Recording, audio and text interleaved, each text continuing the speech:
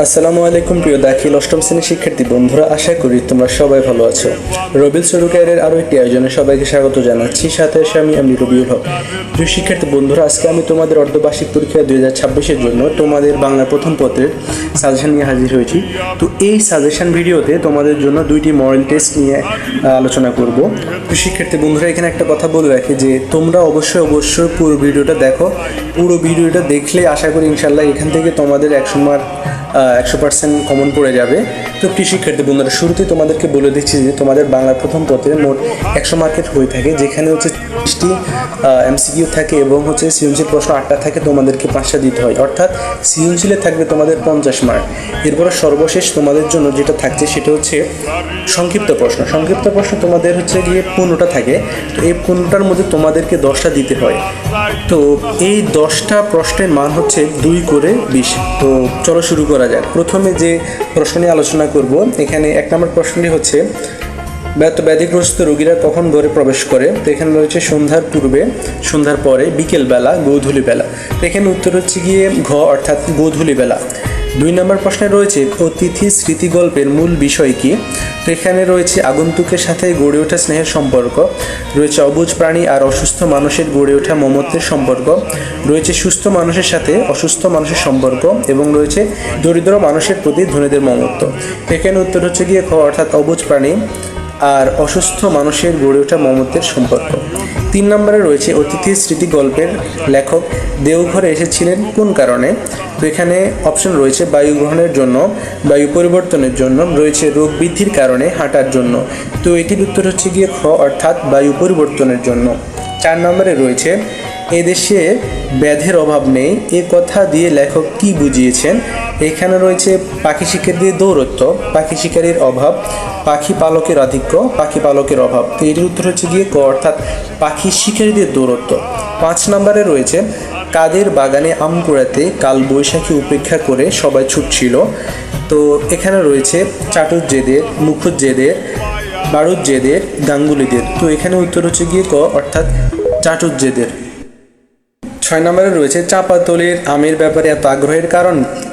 তা হচ্ছে গিয়ে প্রচুর পাওয়া যায়, খেতে অত্যন্ত সুস্বাদু, নির্বিঘ্নে কুড়ানো যায়। তো এখানে উত্তর হচ্ছে গিয়ে গ, অর্থাৎ 2 ও 3, মানে হচ্ছে খেতে অত্যন্ত সুস্বাদু এবং নির্বিঘ্নে কুড়ানো যায়।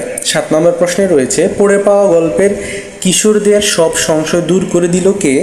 এখানে রয়েছে বিধু, রয়েছে বাদল, নিধু, তিনু। এখানে উত্তর হচ্ছে গিয়ে ক, অর্থাৎ বিধু। 8 নম্বর প্রশ্নটি হচ্ছে বিধুরা গাছে পোস্টার লাগিয়েছিল কি দিয়ে?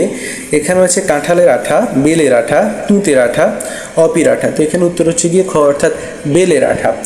এরপরে প্রিয় শিক্ষার্থী বন্ধুরা, একটি উদ্দীপক রয়েছে যেখান থেকে তোমাদের 9 এবং 10 নম্বর প্রশ্ন উত্তর দিতে হবে। প্রথম প্রশ্নটি হচ্ছে ফাহিম ও ফাহাদ মেলা থেকে বাড়ি ফিরছিল, এমন সময় ফাহাদ 100 টাকার একটি নোট কুড়িয়ে পায়। প্রথমে তারা টাকাটি দিয়ে মিষ্টি খেতে চেয়েছিল, কিন্তু পরক্ষণে তারা সিদ্ধান্ত পাল্টে মালিককে টাকাটি ফিরিয়ে দেওয়ার শপথ গ্রহণ করে। 9 নম্বর প্রশ্নটি হচ্ছে উদ্দীপকটির সঙ্গে তোমার পঠিত কোন গল্পের বিষয়বস্তু সাদৃশ্য আছে? এখানে রয়েছে সুখী মানুষ, অতিথি স্মৃতি, বাংলা নববর্ষ, পড়ে পাওয়া। তো এটার উত্তর হচ্ছে গিয়ে ঘ, অর্থাৎ পড়ে পাওয়া। 10 নম্বর প্রশ্নটি হচ্ছে উদ্দীপকটিতে পড়ে পাওয়া গল্পে যে বিষয়টি ফুটে উঠেছে তা হলো, এখানে রয়েছে কিশোরদের নির্লোভ মানসিকতা, কিশোরদের সচেতনতা, কিশোরদের সততা। তো এখানে উত্তর হচ্ছে গিয়ে ঘ, অর্থাৎ 1, 2, 3। এখানে 3টা উত্তর হবে। 11 নম্বরে রয়েছে লোকের কোথায় ঘা দেওয়া পাপ? এখানে রয়েছে হৃদয় অনুভূতিতে, কোমল অনুভূতিতে, আবেগ অনুভূতিতে, উচ্ছ্বাস অনুভূতিতে। তো এখানে উত্তর হচ্ছে গিয়ে ক, অর্থাৎ হৃদয় অনুভূতিতে। এরপর 12 নম্বরে রয়েছে কর্মক্ষেত্র তৈরি রেখে লোকদিগকে কিসের ছোঁয়া দিয়ে জাগিয়ে তুলতে হবে? এখানে রয়েছে ভাবের ছোঁয়া দিয়ে, আবেগের ছোঁয়া দিয়ে, সোনার কাঠির ছোঁয়া দিয়ে, রূপার কাঠির ছোঁয়া দিয়ে। তো এখানে উত্তর হচ্ছে গিয়ে ক, অর্থাৎ ভাবের ছোঁয়া দিয়ে। 13 নম্বরে রয়েছে ভাব ও কাজ প্রবন্ধে কিসের সূরা পান করার কথা বলা হয়েছে? তো এখানে উত্তর হচ্ছে গিয়ে খ, অর্থাৎ ভাবের। 14 নম্বরে রয়েছে লাইব্রেরির প্রবন্ধটি কে রচনা করেছেন? এখানে উত্তর হচ্ছে গিয়ে গ, অর্থাৎ মোতায়েন হোসেন চৌধুরী। 15 নম্বরে রয়েছে সকল প্রকার জ্ঞানকে একত্র করে স্থায়িত্ব দানের অভিপ্রায় থেকে কি সৃষ্টি হয়েছে? এখানে উত্তর হচ্ছে গিয়ে গ, অর্থাৎ লাইব্রেরি। এরপরে প্রিয় শিক্ষার্থী বন্ধুরা, আরও একটি উদ্দীপক রয়েছে যেখান থেকে তোমাদের 16 এবং 17 নং প্রশ্ন উত্তর দিতে হবে।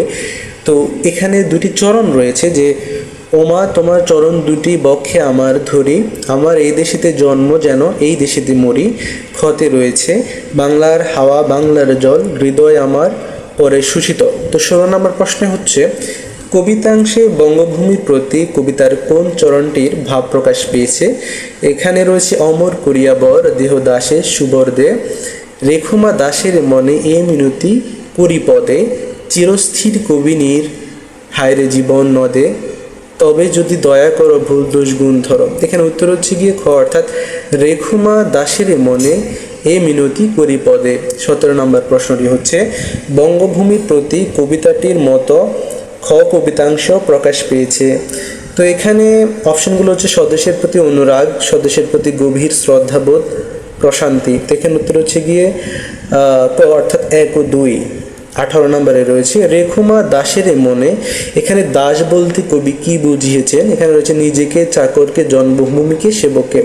তো এখানে উত্তর হচ্ছে কি ঘ, অর্থাৎ সেবককে।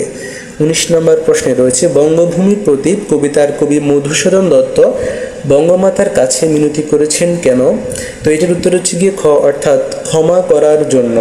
আর 20 নম্বরে রয়েছে প্রার্থনা কবিতার কবি স্রষ্টার কাছে শুধু কি সঁপে দিতে চান? এখানে হচ্ছে প্রাণের অবসাদ, আঁখি জল, অশেষ মঙ্গল, চারুফল। তো এখানে উত্তর হচ্ছে কি গো, অর্থাৎ অশেষ মঙ্গল। এরপর একটি উদ্দীপক রয়েছে যে ধারা, তো এখানে রয়েছে দূর বনে ওই পাক পাখালি করছে কলতান, আল্লাহ নামের রব যেন তাই হচ্ছে অবিরাম, পাহাড় বেয়ে ঝর্ণা নামে স্বচ্ছ শরীর নিয়ে, তার সাথে গায়ে পাথর নুড়ি আর জীবনের টিয়ে। তো প্রশ্নটি হচ্ছে 21 নম্বরের যে উদ্দীপকের বাভার্থের সাথে নিচের কোন পঙ্ক্তির মিল রয়েছে? তো এখানে উত্তর হচ্ছে কি গ, অর্থাৎ কত জাতি পাখি নিকুঞ্জ বিতানে সদা আত্মহারা তব গুণগানে। 22 নম্বর প্রশ্নটি হচ্ছে উদ্দীপকে প্রার্থনা কবিতা যে বক্তব্য প্রকাশ পেয়েছে, তো এখানে রয়েছে সৃষ্টিকর্তার গুণকীর্তন, সৃষ্টির রহস্য, সৃষ্টিকর্তার জন্য নিবেদন। তো এখানে উত্তর হচ্ছে ঘ, অর্থাৎ 1, 2, 3, 3টা হবে।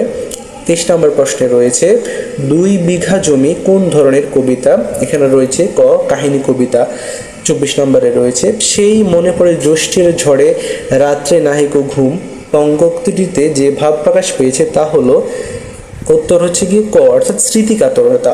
25 নম্বরে রয়েছে উপেনের কয় বিঘা জমি ছিল? প্রিয় শিক্ষার্থী বন্ধুরা, আমরা জানি যে উপেনের 2 বিঘা জমি ছিল। 26 নম্বরে রয়েছে নীলাজ কুলটা ভূমি বলার কারণ হিসেবে কোনটি সর্বাধিক সমর্থনযোগ্য? এখানে রয়েছে নাহি অবশেষ সেদিনের কোনো চিহ্ন, যখনই যাহার তখনই তাহার, রয়েছে ওরে রাক্ষসী হাসিয়া কাটাস দিন, রয়েছে ছিলে দেবী হলে দাসী। এখানে উত্তর হচ্ছে কি ঘ, অর্থাৎ ছিলে দেবী হলে দাসী।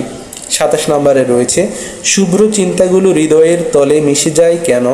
এখানে রয়েছে দুর্বলতার জন্য, নিজের জন্য, পাছের লোকের জন্য, অসুস্থতার জন্য। তো এখানে উত্তর হচ্ছে গিয়ে গ, অর্থাৎ পাছের লোকের জন্য। 28 নম্বরে রয়েছে পাছে লোকে কিছু বলে কবিতার কবির ব্যথা দূর করতে পারে কোনটি? এখানে উত্তর হচ্ছে গিয়ে গ, অর্থাৎ স্নেহের কথা। 29 নম্বরে রয়েছে বাবরের মহত্ব কবিতাটি কালিদাস রায়ের কোন কাব্যগ্রন্থ থেকে নেওয়া হয়েছে? এখানে উত্তর হচ্ছে গিয়ে খ, অর্থাৎ পর্ণকুট। 30 নম্বরে রয়েছে বাবরের মহত্ব কবিতায় ফুটে উঠেছে বাবরের ক্ষমাশীলতা, বীরত্ব, মহানুভবতা। তো নিচের কোনটি সঠিক? এখানে উত্তর হচ্ছে গিয়ে ঘ, অর্থাৎ 1, 2 ও 3, তিনটিই হবে। প্রিয় শিক্ষার্থী বন্ধুরা, এই ছিল তোমাদের প্রথম প্রশ্নের নৈর্ব্যক্তিকগুলো। এরপরে এই প্রশ্নের সৃজনশীল প্রশ্নগুলো নিয়ে আলোচনা করব। তো তোমাদের সৃজনশীল প্রশ্ন মোট 8টি থাকে, যেখান থেকে তোমাদের হচ্ছে গিয়ে